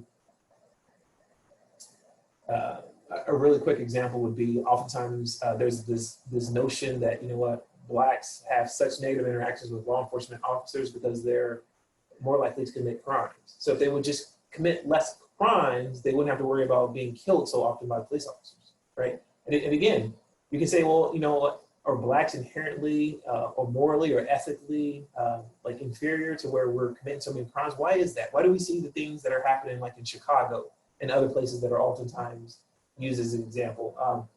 But when you do research, when you go to websites like the FBI Unified Crime Statistics Report, you see that, you know what, Blacks and whites and even Hispanics commit crimes statistically at the same rate, right? So why do we see disparities as it relates to over-policing or hyper-surveillance of Blacks, or the extrajudicial killing of Blacks as it relates to law enforcement officers, right? And so again, it starts to look at what's wrong with the system or how they're being trained, or police reform efforts or the lack thereof that's leading to these results. And so again, it externalizes the problem so that you're not actually internalizing. Really important things to think about. But the next one's really quickly, because I want to make sure I have time for some of your questions. It looks at, as well as, so that we get into the advocacy. So there's times, another way of saying that, there's times in which you may have access to platforms that the people that you work with don't, and how do you use that? How do you leverage your sphere of influence to help them? So again, thinking about those racial barriers, thinking about who are the allies who are doing this work, what are the resources and supports that they offer, how can I use that and connect my client to those resources, or connect my friends or family members to those resources? What's a plan? What are some of the needs that people have, and how do we connect them again to those resources? I was also thinking about that at a community level, right? How do I alert the community or the groups that I'm in about some of the information that was shared today, right? So some of the statistics, some of the concepts that were shared, you can share it out. That's a form of advocacy, right? You can bring awareness to the actual issue. And how do you actually develop partnerships with groups that are actually already working towards addressing it, right? What skills do you have, whether you're a clinician or just a layperson? What skills, what things do you have that you can benefit to actually help with those who are actually trying to work against racism or different forms of oppression, right? And again, what are the possible outcomes, actions? What are the possible backlash of doing some of this work? Helping clients, helping family members and friends kind of understand it. So again, tons of information that I'm not really doing justice to just because of some of the time constraints, but I'm hoping that you'll pick up the ACA advocacy competencies and review some of the strategies on your own. And again, we can think about it at a systems level, right? Within schools, within organizations, within communities, what are some of the strategies that you can actually use? Those are situated to the right side of the chart. Continue on to collective actions, and this is again, how do you collaborate with others, and what might be some things that you can do? So these are again, tons of practical strategies that hopefully you'll have the opportunity to go over in your own time to address. And then again, it goes even into social or political advocacy, right? So within the public arena, what are some things that you can do to not only bring awareness to the issue, but hopefully bring change to those issues? And so again, there's different ways in which we can intervene. Part of it's assessing where we are, what access do we have, and where we might be best, where we might best be effective in actually bringing upon said change. And so again, there's no real blueprint of addressing racism. There's a lot of different starting points. Advocacy competencies, using advocacy as one tool to address it. It's just that, it's just one tool. And so maybe there's other tools that you're using that are available to you that you can use to address it. The key is not that you start like, the key is not necessarily, well, let me reframe that. It's not as important about what you do, but that you actually do something, that you start somewhere, right? And that's, I think, the key moving forward, because I can't really tell you what each person should do, but hopefully there's information that you can think about. how do I get involved in this so that I'm not complicit with the problem? And so before we get into the question and answer segment within our last 15 to 20 minutes, I do want to direct your attention to the webinar evaluation, which you can actually type this into your phone or save it on your computer and actually do it now as we do the question and answer, or you can actually do it at a later time. But your feedback will be really helpful, not just in what you were able to actually ascertain from this webinar, but also what are future topics and webinars that you think might be helpful. So maybe it's something we talked about today, which again, this was a brief introductory kind of cursory look at racism and its impact on mental health. But think about other concepts or the things that you want to actually learn more about to get to, you want to get at a deeper level. So I think your feedback will be particularly helpful in actually doing that. And so again, the webinar evaluation is right there. I believe we'll cut and paste this into the chat box so that those of you who have live access to Zoom can actually just click on the link and actually fill that out. But again, your feedback is extremely helpful as we think about how do we build upon like some of these more introductory type of webinars to something that actually goes a little bit deeper into some of the concepts that were raised today. So that being said, I'm going to invite Cora back into the conversation, and we're going to try to address as many questions and answers. I'm trying to address as many questions as you have within the next 15 minutes or so. Thank you so much, Joseph. That was really fantastic. I learned even more from you over that time. We have a lot of questions here. We will definitely not be able to answer them all, but I'm going to do my best to thematically group some of these questions.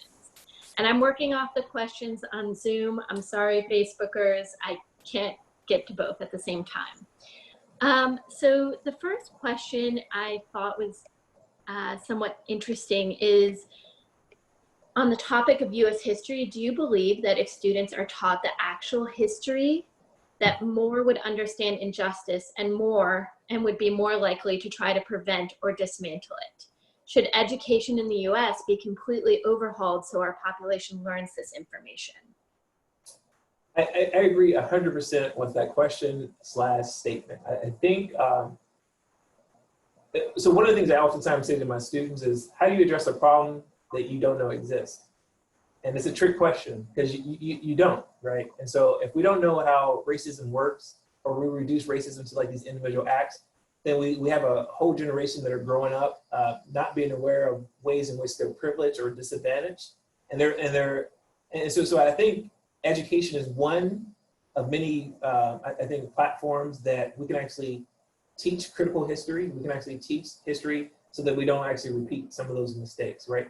You have to think about, like, again, education as, I was just reading a quote from one of my good friends from Ashanti, is that education reflects the society that actually built it, right? And again, we think about the historical overview of the society, kind of a society is based on this notion of white supremacy, built education. And so, of course, it shouldn't be surprising that we don't see more critical history, more critical conversations within some of our classrooms, and even the curriculum that we require people to actually to learn. So again, I think that's extremely important, how we actually educate others. We even think about schools. Schools were developed around 1840, right? And there were still enslaved Africans at that time, right? Schools were only in certain communities that could afford it. Then around 1950, you see more schools, and there's laws that started to require school at least through elementary. And so even integration, we were integrating students of color into schools that were actually basically designed to advance whiteness, right? To advance those who self-identify as white, from how we test, what we test, right? The metrics that we actually use to define and determine success. And so again, I think schools play a large role in addressing some of these issues. But again, you have to think about what that would entail, having hard conversations. And so it's something we should definitely consider in terms of education reform, because it's all interconnected. So yeah, thank you for that question. Great question. Sure, I'm gonna try this feature here that I haven't used yet. And this question is, if we have clients who present with racism or bias, should we try to educate them? Yeah, and so from a counselor, I appreciate the question, right? So from a counselor standpoint, what I always teach is that you always go based on the client's worldview, with an exception, right? So we always operate from a client's worldview. And that exception is when their worldview is actually bringing harm to self or to harm to others, right? And so I have to make I have to discern whether some racist ideas or some biases that clients actually present counseling, is it actually harming them and their relationships, or could it potentially harm others? If the answer is yes, then ethically speaking, I have a right to challenge and push back on some of those thoughts and some of those notions, right? But again, that requires that we have training programs or that we have professional development that's actually equipping clinicians to broach conversations of race and racism, to push back in ways that are appropriate and that are healthy and that move the session forward. And so I do think that we're within our ethical obligations to challenge any assumptions or worldviews that we believe are bringing harm to our clients or bring harm to others. And so, yeah, I think that is very valid that we should address. And there's literature actually around that. And so maybe I can give Glencore a list of resources to send out with this webinar about how you actually challenge clients who have racist worldviews or ideas. Thanks, Dr. Williams. Just as a reminder, I did drop the evaluation in the chat box.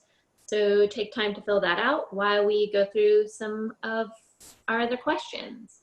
How about this one? How do we address the legitimate concerns of racism in the moment without increasing one's anxiety, other than validating their feelings and concerns, i.e. a client being stopped for no apparent reason by the police?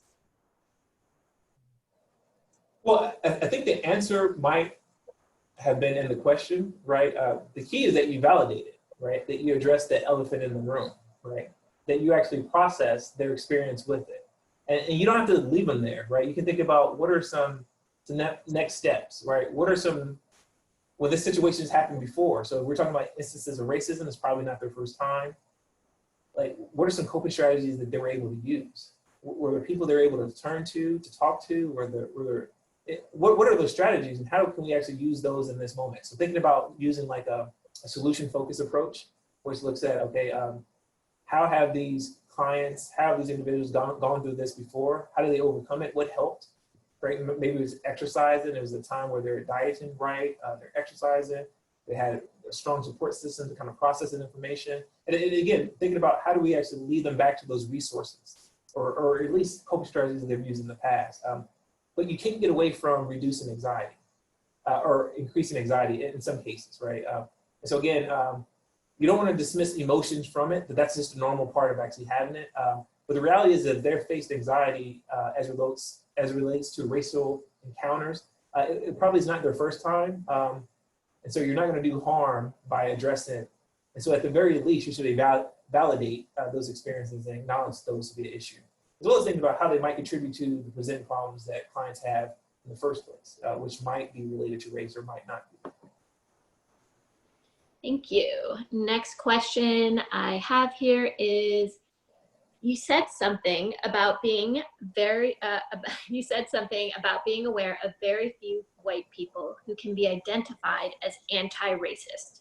Is it fair to say that any white person will ever be anti-racist? It seems there are so many layers that it is not fully achievable, but rather something we constantly strive for. Yeah. So I think it's a great question, and I think there are white individuals who are anti-racist. I think it's a lifestyle of fighting against it, right? I continue striving to fight against notions or systems of injustice or experience of injustice, speaking out. So I think you can have a lifestyle that doesn't stay silent when you see something, a lifestyle that that I think that, again, if we made a movie of your life, or more times than not that you're fighting for racial justice. And so again, it is a continuum and you're all kind of in and out, but I'm talking about like a consistent lifestyle, a consistent pattern of speaking out, of having hard conversations. I think that would constitute as a form of being anti-racist, right? Because it's a self-exploration, but there's also an action that happens at the same time. So it is very possible.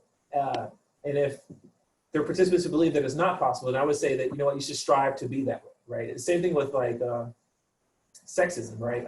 While there's times where I don't always speak up or I don't always try to acknowledge when I'm seeing it, I have to think about the times where I can and what do I do, and try to continue to strive to think about how I can use my male privilege to actually contribute to eradicating or calling out sexism where I see it. And so I think it is possible. I think the harder question is if you're white, why would you actually fight against a system that advantages you? That's a crazy question. Like, if I were white, would I be having this presentation? I don't know, right? When I know that racism actually would benefit me and my kids and my uncles and my aunts and my, so again, those are questions I think, again, you have to wrestle with, but it's a great question. Thank you for that. And I reposted the link in the chat. I hope you all can access it. Let me know if you cannot. And the link for the survey, that is. And our next question is, how do you classify the systemic disadvantages, prejudices, and persecution that Jewish people experience and continue to experience? Is that not racism? Aren't Jewish people white for the most part? Yes. Well, yeah. That's a large conversation, right? About ethnicity versus race. But what I would say that what you just described in that question would be considered anti-Semitism, right? Which again, there's an ism at the end, which means they're structural. So you can take any system. I could define racism as a system of advantages or disadvantages based on race. I could replace that with gender, and that would be sexism. I could replace that with kind of negative remarks of what you just read about people who are of a Jewish culture or faith, and say anti-Semitism. And so again, I can place that with ability, and it becomes something, or age. And so again, I think there's a system that actually works against different aspects of our identity. And so while we're focused primarily on race, again, thinking about intersectionality, right? That you can hold multiple identities, some identities that actually privilege you, such as if you're white and you self-identify as Jewish, you're still white, so you still benefit from your whiteness. But at the same time, you have another identity in terms of your Jewish ethnic or your Jewish heritage that actually disadvantages you. So again, we can hold both privilege and non-privileged or oppressive identities at the same time. I think that question kind of points to the importance of thinking about it as intersectionality. That yeah, you might be discriminated against because of your Jewish heritage, but you're also benefited or privileged because of your whiteness. And they can exist, they can coexist at the same time. All right. My next question here is, why is it that reparations to Black people is still outside of even democratic socialist leanings thinking? How can this be approached successfully today? Yeah, well, I think part of it is having a conversation. And so when I think about reparations, I think about issues of equity, right? And so if you go back to that slide where we talked about the different pictures, I think part of having a conversation about reparations is to think about what is reparation. You know, Trevor Noah has a really great short segment called Behind the Scenes, where he talks about white privilege and reparations that I would highly encourage whoever asks that question to actually YouTube. And it talks about reparations is about repairing something that was broken or paying back a debt that was owed. And so I think when we think about not just slavery and how that legacy impacts Blacks today, but we also talk about some of the injustices that were shown in that video. There's a debt that hasn't been paid, right? And oftentimes, again, when people think about reparations, they have a misconception that I'm asking every white person to send me money in my bank account. It's like, yeah, that's not reparations. Reparations isn't just monetary. It could actually be in the form of social programs like college tuitions or business loans and investments within communities of colors and things like that. So there's a lot of ways in which reparations can actually be paid. But again, it's the whole notion of reparation goes against this whole American dream that I work hard and then I would actually achieve. And if you actually believe in reparations, you have to say that, you know what, meritocracy doesn't actually exist, right? Because the outcome isn't predicated upon the effort that you actually put into it. And so I think reparations is just hard because it requires us to rethink about some of our values in Western society. And so again, I think it's important. Ta-Nehisi Coates has a lot of good essays about reparations that I would encourage the asker of that question to look at it as well. I think it's a legit thing.